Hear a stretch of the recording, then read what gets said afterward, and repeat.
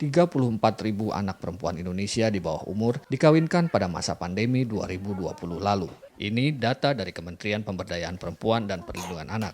Data Komnas Perempuan lebih mengkhawatirkan lagi, yaitu lebih dari 64.000.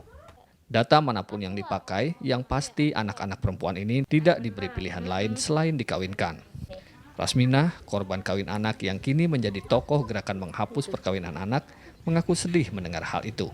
Ya sedih lah, ya bersedih lah, ya pengennya saya sih jangan sampai lah ya. Pesan sama orang tua, udah jangan sampai anak tuh jadi korban perkawinan anak lagi. Udah cukup saya aja yang jadi korban. Rasminah yang tinggal di desa terpencil di Indramayu bersama dua perempuan korban kawin anak lainnya, Endang Wasrinah dan Mariati, dibantu Koalisi Perempuan Indonesia KPI, berjuang selama bertahun-tahun mengajukan permohonan revisi Undang-Undang Perkawinan Nomor 1 Tahun 74 ke Mahkamah Konstitusi, terutama untuk mengubah batas usia kawin perempuan dari 16 tahun menjadi 19 tahun. Mengikuti perintah MK, DPR merevisi UU Perkawinan itu. Waktu saya mengajukan ke undang-undang tuh kan diterima waktu itu. Alhamdulillah saya bersenang sekali gitu. Karena perjuangan saya enggak sia-sia untuk anak-anak saya dan anak-anak khususnya anak-anak Indonesia.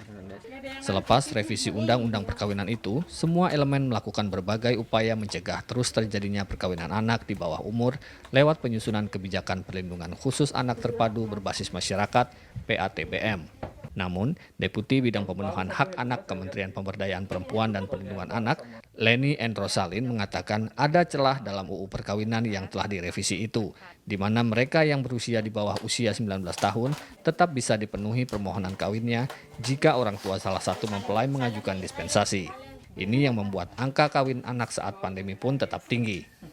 Kalau dilihat dari angka dispensasi kawin yang dikeluarkan oleh Badilak, itu memang betul tahun 2017, 18, 19 itu naik terus dari 13 ribuan perkara, terus di 2019 24 hampir 25.000 perkara, dan di tahun 2020 sekitar 64.000 perkara. Di tahun 2019 ke 2020 nih, 2020 kan pandemi ya, tetapi angka dispensasi meningkat cukup signifikan ya, 2 kali lipat lebih. Melihat celah ini, Kemen PPPA mengajak sejumlah kementerian lain bersinergi membuat rancangan peraturan pemerintah tentang dispensasi kawin. Kuncinya itu nanti sinergi, tidak hanya Kementerian PPPA, ini nanti sinergi. Jadi kalau misalnya pertama kan pasti definisi ya, dipertegas dulu dispensasi kawin itu seperti apa. Terus kan di undang-undang alasan mendesak itu seperti apa gitu kan, sehingga ketemu lah proses itu sehingga tidak terjadi dispute ya. Dengan melibatkan belasan kementerian dan organisasi masyarakat, pemerintah menjalankan sejumlah program, antara lain memberi pelatihan hukum pada warga desa yang dikenal sebagai perempuan champions, di mana mereka menjadi ujung tombak sosialisasi dan pendampingan jika ada kasus perkawinan anak.